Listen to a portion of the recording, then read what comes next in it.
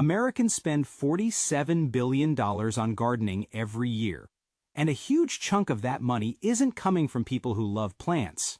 It's coming from people who keep having to replace them. Dead lavender, rotted hostas, browning ornamental grass that looked perfect on the tag, that's not gardening. That's a subscription you never signed up for. These 13 perennials are how you cancel it permanently. If you've spent good money on container plants that were dead before summer was over, you need to subscribe to this channel right now. Everything shared here is based on what actually survives in real American gardens across real American climates. Not catalog descriptions, not greenhouse results. What actually works when the heat hits and nobody's home to water. Hit that subscribe button right now so you never walk into a garden center uninformed again. Plant A1, Rudbeckia Black-Eyed Susan. 12345. Rudbeckia is a prairie plant. It grew across the American continent for thousands of years, in Illinois, Indiana, Ohio, Kansas, and Missouri, with zero irrigation, zero fertilizer, and zero human attention before anyone tried to sell it in a garden center. It doesn't need your help to survive, it just needs your container. The flowers are bold golden yellow daisies with dark chocolate brown centers that open in midsummer and keep producing straight through hard frost. While cool season perennials are winding down in the August heat, Rudbeckia is at peak performance, which makes it one of the most valuable container plants you can own for late summer and fall color. Top varieties. Goldsturm, the most container-reliable selection at 24 inches, compact, self-cleaning, widely available at virtually every garden center in the country. Little Gold Star stays under 18 inches for smaller containers and tighter patio arrangements. Here's why heat cannot stop it. Rudbeckia developed its root architecture on open American prairies, where soil surface temperatures in July regularly exceed 110 degrees Fahrenheit, and no shade exists anywhere. The fibrous root system spreads horizontally through the container rather than relying on a single deep taproot, accessing stored moisture across the entire soil volume when surface soil bakes dry. In the heat waves that shut down moisture-dependent perennials, Rudbeckia keeps producing flowers because its metabolism is calibrated for precisely these temperatures. This isn't tolerance. This is preference. And it handles heavy rain just as well. The fibrous roots drain quickly after rain events without pooling moisture at the crown. The plant handles temporary waterlogging of 2-3 days without crown rot, which is genuinely unusual among sun perennials and makes it one of the most moisture-flexible options on this entire list. Container care. Use a 12-14-inch container with standard potting mix. Single slow-release granular fertilizer application at planting. Water deeply once a week during peak summer heat. Leave the seed heads standing through fall. Migrating birds strip them clean through January, and the dried structure gives your container genuine winter architectural interest. Rudbeckia self-seeds aggressively. If you don't want volunteers appearing in neighboring containers, deadheads spent flowers before the seed heads fully form. In Zone 9 Deep South conditions, it may behave as a biennial rather than a true perennial. Allow self-seeding to maintain your display across seasons. Plant EO2, Gaillardia, blanket flower. 3-45-6-10. Most plants whisper in summer heat. Gaillardia shouts. The hotter it gets, the more intensely it flowers, and it will do this in soil so dry and lean that you'd assume nothing could survive it. It's also the only plant on this entire list rated for Zone 10, which means South Florida, coastal California, and Hawaii container gardeners finally have a perennial that was genuinely built for their conditions. The flowers are fiery bicolor combinations of red, orange, yellow, and burgundy with contrasting petal tips, blooming from late spring continuously through hard frost without pause. Arizona sun stays 10-12 inches tall, making it one of the most compact perennials on this list, and perfectly proportioned for 10 to 12-inch containers. If you have limited patio space, this is the plant that gives you maximum color impact in the smallest footprint available. The heat performance is not accidental. Gaillardia's native habitat is the western prairies and high desert southwest. Environments where summer temperatures exceed 100 degrees for weeks at a time and rainfall is unpredictable at best.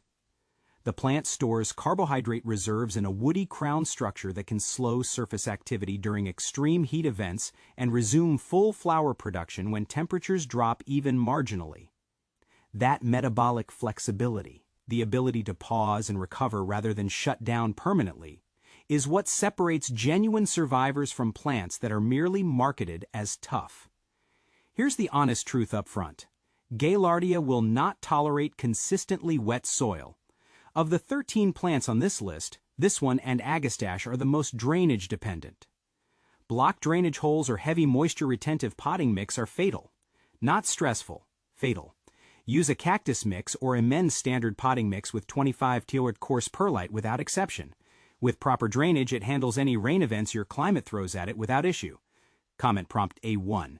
610-635. Drop a comment right now and tell me, how much money do you think you've spent replacing container plants over the last 5 years? Be honest. I want real numbers from real gardeners. And tell me what state you're gardening in while you're at it. Let's see how many different states show up in this comment section before this video is done. Plant date 3, Agastache hyssop. 635.99. Most plants slow down when temperatures climb above 90 degrees Fahrenheit. Agastache blooms harder. That single fact separates it from almost everything else available for containers in the American market.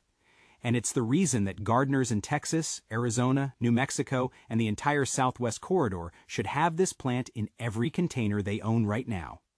The flower spikes rise 2-3 feet and cover themselves in tubular blooms from midsummer straight through hard frost. Orange, coral, pink, purple, and bicolor depending on variety, the foliage smells like anise and spearmint combined. Hummingbirds treat it like a dedicated feeding station, and pollinators work it from sunrise to sunset without stopping. If you've ever wanted a container that creates genuine wildlife activity in your yard every single day from July through October, this is the plant that does it. The aromatic compounds in Agastache foliage reflect infrared radiation, the heat component of sunlight, which actively lowers leaf surface temperature during peak heat hours. This is not a plant accidentally tolerating heat. It originated in the high desert of the American Southwest, where 110-degree Fahrenheit summers are not exceptional. They're routine. Its entire biology is calibrated for conditions that most container perennials cannot survive for more than a few weeks. Critical drainage requirement. Agastache is the most drainage-dependent plant on this entire list. Waterlogged soil will not stress it. It will kill it. Use terracotta containers specifically because terracotta breathes, dries faster than plastic or glazed ceramic, and naturally maintains the lean, dry conditions this plant demands. Amend your potting mix with 30 Idia coarse perlite without exception. Water only when the top 2 inches of soil are completely dry. With that one non-negotiable requirement met, this plant will outperform everything around it for the entire growing season. Top varieties for containers. Kudos Coral, Poquito Orange, Blue Fortune. Cut the entire plant back hard to 6 inches in early spring before new growth emerges. This single step forces a dense, productive growth habit that generates far more flower spikes than an unpruned plant. Plant EBU4, Echinacea coneflower, 9-9-11-20. The flowers are those unmistakable daisy-like blooms in purple, pink, orange, white, and bicolor on upright stems 18-24 inches tall. The cone-shaped centers turn to dramatic architectural seed heads through fall and winter, which means Echinacea earns its container space across 3 full seasons, not just summer. That 3-season contribution is rare among sun perennials and makes it one of the strongest investments on this entire list per square inch of container space. Echinacea develops a taproot that drills deep through container potting mix during its first growing season, reaching moisture stored at the bottom of the container long after the surface soil has baked completely dry. The petals carry a slight waxy coating that reduces water loss through evaporation. In the same July heat wave that causes moisture-dependent perennials to wilt and stop flowering, Echinacea is drawing from taproot reserves and maintaining full bloom production.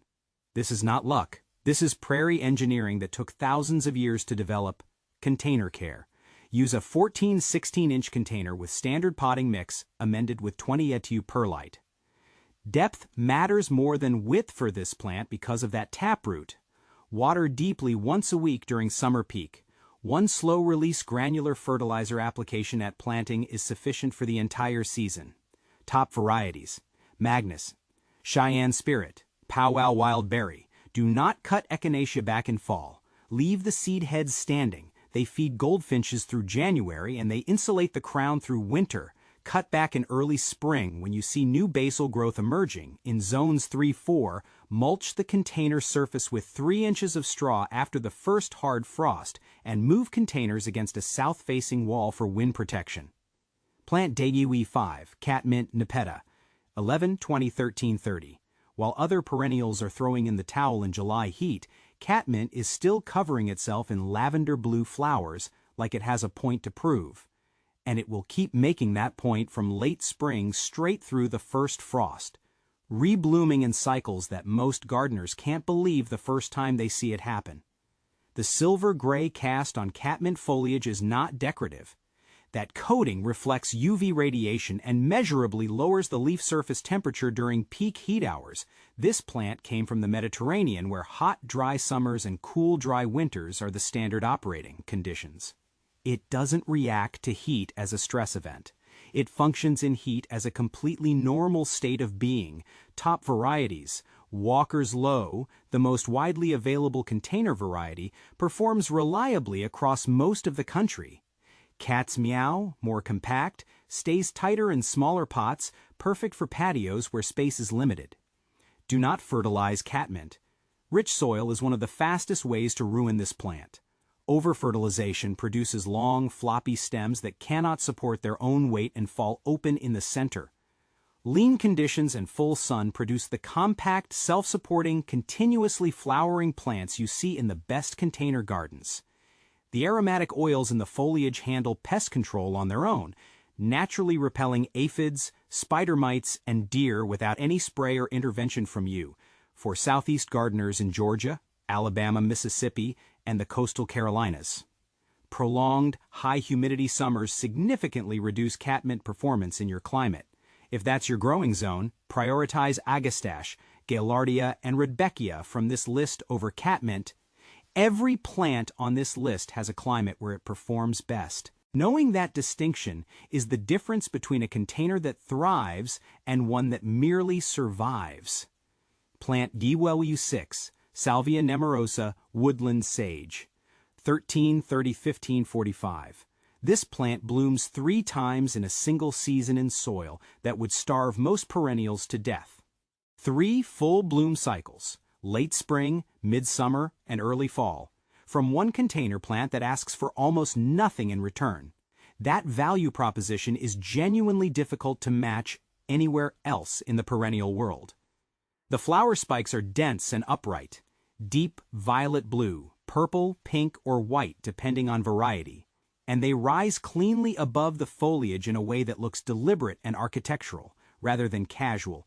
Top varieties: Caradonna, near black stems that make it visually striking even between bloom cycles. Maynight produces the deepest pure purple available in any sun perennial sold in American garden centers. Both stay 18 to 24 inches in containers. Proportional, upright, and structurally clean throughout the growing season. What makes the triple bloom cycle possible is the semi-woody crown base that stores energy reserves during peak heat and releases them as temperatures moderate. Cut spent flower spikes back to 2 sets of leaves, and a fresh flush of blooms appears within 3-4 weeks. Skip cutting entirely, and it still reblooms on its own timeline, which makes it genuinely forgiving for gardeners who aren't always paying close attention. This plant will grow in the same container for 4 or 5 years, with nothing more than an annual light top dress of fresh compost and a full cutback to basal foliage every fall.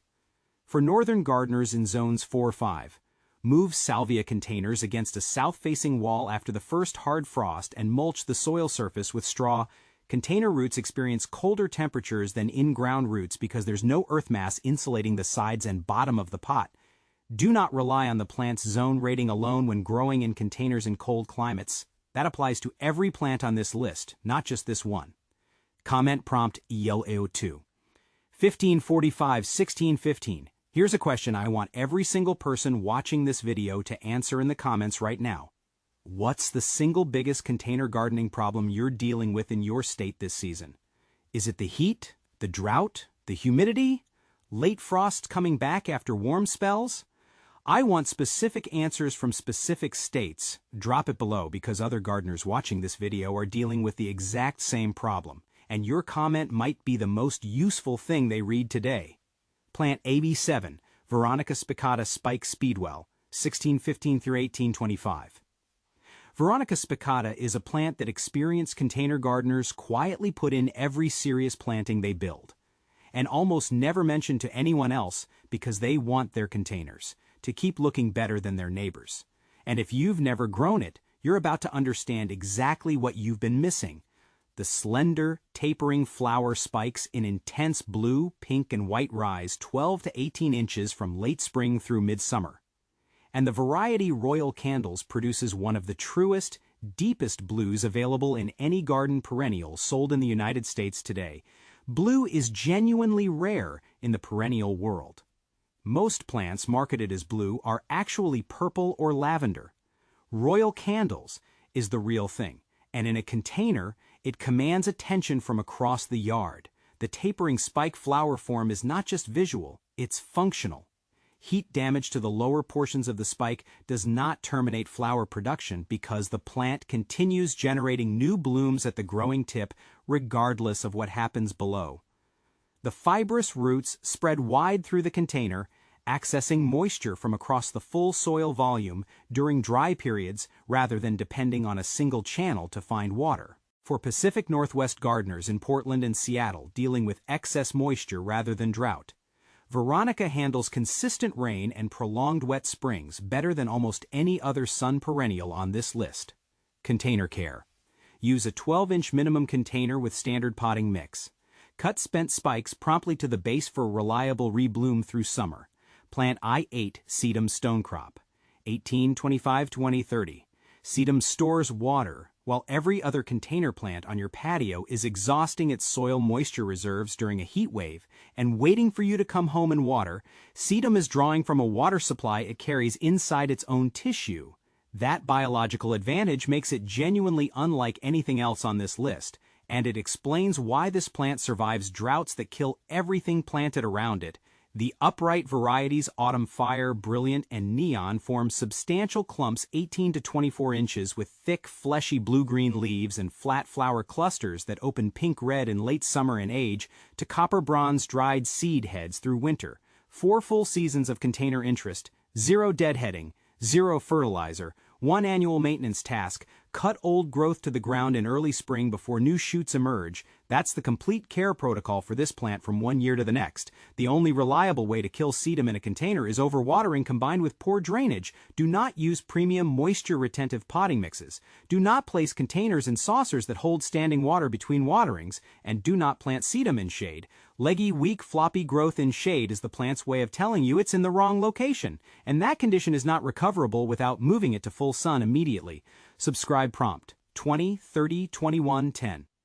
If you've made it this far into this video, you're exactly the kind of gardener this channel was built for. Someone who wants real information, real zone data, variety names and warnings, not just a list of pretty plants with vague descriptions that sound good but don't help you make a single decision at the garden center. If this is the most useful container gardening content you've watched, subscribe right now and share this video with one person in your life who keeps losing container plants and can't figure out why. They haven't failed. They were handed the wrong information. Give them this video today. Plant AU9, Asclepias tuberosa butterfly weed, 2110-2320. Every other plant on this list gives your container color and resilience. Asclepias tuberosa gives you something more. It becomes a critical stop on the monarch butterfly migration route that crosses America every single fall. Planting this in your container is not just a gardening decision. It's a conservation act. And it thrives in the hot, dry, neglected container conditions that would defeat most plants sold alongside it at the nursery. Vivid orange, flat-topped flower clusters from early through midsummer are followed by dramatic, elongated seed pods that split open in fall to release silky white seeds. 3 distinct seasons of visual interest from one plant. The deep taproot system functions identically to Echinacea. Drilling through container potting mix to access moisture at the bottom of the pot long after surface soil has baked dry in July heat. Container care. Use a 14 to 16-inch deep container with well-draining potting mix and 20 anti-perlite. Water weekly during the first full season of establishment, then only during extended drought. One critical caution that will save this plant for you: Asclepias tuberosa is among the latest perennials to emerge in spring. It can appear completely dead even in late May in Zone 6. Do not dig it out, do not replace it, mark the container clearly and wait. It will emerge when soil temperature reaches its biological trigger point, and it will deliver a full season of performance that makes the wait completely worthwhile. Plant Bulwoleu 10, Dianthus pinks, 23, 20 through 25-15. This is the only plant on this list that will stop a stranger walking past your porch. Not because of what they see, but because of what they smell. The genuine clove spice fragrance of perennial Dianthus is detectable from several feet away, and there's nothing else in container gardening that produces it. The compact mounding habit stays 10-15 inches with blue-gray evergreen foliage that holds through most winters and fringed flowers in pink, red, white, and coral from late spring through summer, with rebloom cycles that extend color well into fall. Do not confuse perennial Dianthus with annual Dianthus sold in spring garden center displays. The tags can look nearly identical. Look specifically for the word perennial on the label or purchase named varieties by name, top varieties. Firewitch, the most fragrant and Zone 3-9 reliable. Kahori produces coral pink blooms on a genuinely compact frame. Tiny Rubies stays under 8 inches for window boxes and the smallest container spaces. Container care: use a 10-12-inch minimum container with well-draining lean potting mix. Ensure containers are placed where air moves freely around them. Crown moisture combined with poor air circulation in humid conditions is the one failure mode to avoid. Plant I-11 Heuchera coral bells. 25-15-27 Tiro. Every patio has that one spot, north-facing, deep shade. No direct sun. You've tried things there and watched them struggle. Heuchera was built for exactly that spot, and it will give you 3 full seasons of the most dramatic container foliage available in American horticulture, without a single hour of direct sunlight required. The foliage colors are extraordinary, and they hold all season without fading. Deep burgundy, near black, caramel, lime green, silver, and amber. Top varieties. Obsidian produces near black foliage that's visually striking against almost any background. Georgia peach gives you warm copper tones that glow in morning light. Citronelle produces lime green that brightens deep shade containers completely. Container care: remove winter-damaged leaves in early spring. Top dress annually with fresh potting mix to keep the rising crown covered. That's the complete care requirement. 1 plant, 0 sun required. 3 seasons of color. Plant B-word 12, penstem and beard tongue, 27 beard 28-40. Hummingbirds will find this plant before you finish planting it. That's not an exaggeration. The tubular bell-shaped flowers in red, pink, purple, and white are precisely the architecture hummingbirds evolved to feed from, and once they discover a container of Husker Red on your patio, it becomes a daily stop on their feeding route from late spring through midsummer. More penstemon species are native to North America than almost any other plant genus. There's a penstemon native to nearly every U.S. climate, which explains its reliable performance across such a wide zone range. Container care: use a 14-inch container with a lean, well-draining potting mix. Take stem cuttings every 2-3 years. Penstemon is short-lived at 3 to 5 years, but roots so easily from cuttings that you'll never need to purchase it a second time. Plant DD13, Liatris spicata, Blazing Star, 28, 40-30-30. Liatris grows from a corm, a buried storage structure that functions like a battery. It stores water and nutrients underground, specifically to fuel this plant through the heat, drought, and neglect that defeat everything planted around it. When the battery is charged and conditions are right, it fires those reserves upward into the most dramatically unusual flowers on this entire list: tall, feathery, magenta-purple spikes that bloom from the top down. Unlike any other summer perennial in American horticulture, native to eastern U.S. prairies from Maine to Florida and west to Texas, if a plant spread itself wild across half of North America before anyone tried to garden with it, That's the most reliable evidence of genuine adaptability that exists. The compact variety Cobalt stays 18 to 24 inches in containers and is the most practical selection for standard patio container sizes. Container care: plant corms in spring with the pointed end facing up 2-3 inches deep. Leave the seed heads standing through fall and winter. Finches strip them clean through January, and your container maintains genuine architectural structure through the coldest months of the year. 6 mistakes that kill even these plants. 30-30-33-0. Now, here are the 6 mistakes that kill even these plants, and if you're making any of them right now, stop immediately. Mistake E1: no drainage holes. This kills more container perennials than heat, cold, and neglect combined. Check every pot before planting. Mistake UA2: wrong potting mix. Premium moisture-retentive mixes are wrong for 10 of these 13 plants. Use lean standard formulations for the drought-adapted selections on this list. Mistake LERE3: containers too small. A 6-inch pot on a south-facing patio in July reaches 140 degrees foil temperatures.